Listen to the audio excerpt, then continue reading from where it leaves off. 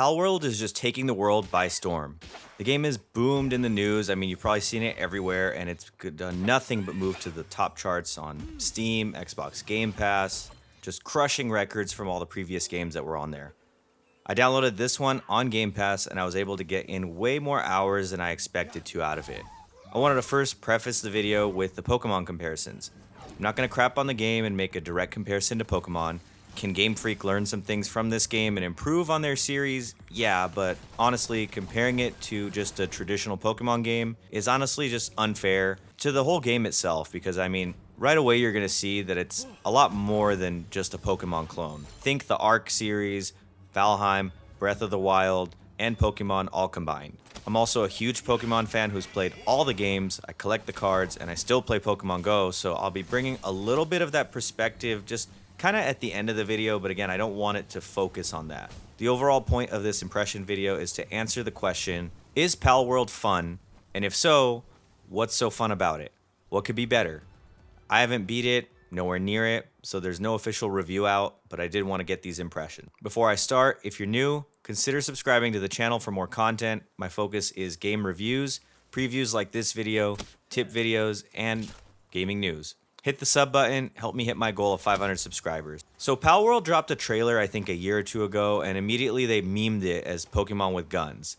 The game looked fake, people were surprised that it didn't get sued to the ground, and it kind of just stealth released with not too much marketing or any hype. It dropped on Steam and Game Pass, I think last week, and it took the internet by storm. It's now past CS2 in players, it's on its way to passing PUBG, it broke records, it might even become the #1 played game. This doesn't even take into account the Game Pass players that are playing on Xbox. People right away were dismissing this as a Pokemon clone, and I think even if it does have similarities, the game overall is a survival first style game. I've played Valheim, some Sons of the Forest, and honestly, to be real with everyone, survival games are just too frustrating for me. I get bored, I end up starving, I don't last very long. I just sitting there chopping trees for hours is not my thing. I was quickly just like overrun or captured and killed by the cannibals in Sons of the Forest. But this game is like survival games just on an easy mode. The intro is a little rough, don't get me wrong. Once you do craft some armor and you get these pals working for you, you're ready to really just head out and explore. There's a massive world filled with tons of different creatures for you to find. You don't even have to be strong. I mean, your pals could do way more of the damage than you. And it doesn't mean that you can take on anything. I mean, I still haven't even faced the mammoth boss yet, even though I've seen some people capture him. You stay on track by completing missions in your pal box, and what happens is that levels up. Once that levels up, you're unlocking more upgrades, different things to craft, and you get to even put more pals to work. You've got a little bit of depth here. They do get sick, they feel overworked, and they need jacuzzi time to relax. You got to take care of the buddies too. You can't just slave drive them, even though you kind of are. What I like here is that all of that survival stuff that I'm not a big fan of, the stuff that I kind of get bored of, becomes a lot less of a hassle because you have these pals that are basically working for you. They're taking care of the stone, they're getting wood, they're getting all your basic necessities. You know, I'll cook some eggs, take some with me, craft some pal ball, pokeball, whatever those things are, and I venture out. My goal is to get ready for a adventure, and that's what I do at my base. When I hit empty or maybe I just can't carry any more materials, I come back and I prepare for just another mission out. The whole cycle is just honestly really fun and addicting. On top of just exploring the world, there are dungeons, you've got bosses that you could capture, fight them again, capture them again. There's basically like gym leader syndicate towers that you can take on with bosses there. Chests are all over the world. There's these statues that you could use to upgrade. And I mean, to be honest, the most important part, cooler and cooler looking pals to catch. There's just, the further you venture out, you're always going to be surprised by something different. The game is missing some kind of story, at least in my opinion, but I mean, it's a side note because the game is just fun. It's easy to get addicted to playing this. I expected to maybe drop 5-6 hours into it, and I've spent way more time than I expected. I stayed up way later than I even thought I would stay, because I found a new upgrade, or I was real close, or incubating an egg, or just found this new area that I want to explore. You've got the depth of a Pokemon game here again with typing, you know, fire beats grass, that type of thing.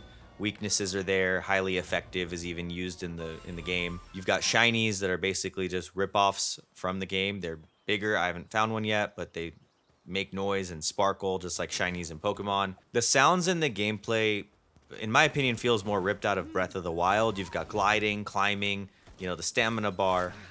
Even when you discover a new area, the sound effect there it feels like almost exact. I did have glitches with the pals. You do have some crashing. The Game Pass version, at least when I was playing, the sound was completely screwed up. I mean, just remember that you're not buying a full game. It's not done yet. This is early access.